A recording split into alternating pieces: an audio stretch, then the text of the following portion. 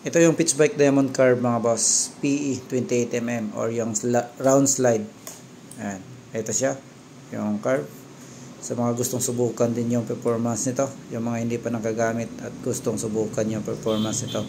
Meron din tayong 30mm nito mga boss. Yung pinakita natin, ito yung 28mm. Ayan. Ito yung kanyang piston mga bossing at tingnan nyo naman, napakasulit yan. At adjustable needle. Meron na rin siyang kasamang minjet at saka slow jet.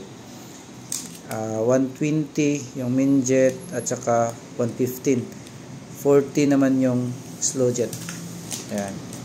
So sa mga interesado dyan, mag curve para sa ating mga motor. Universal to mga bossing. So ayan. Sa mga di pa pala nakapalo, kung interesado kayo ma-update, pwede nyo kayo follow mga bossing. So baka bang lang sa mga paparating pa na parts para sa ating mga motor. Ride safe.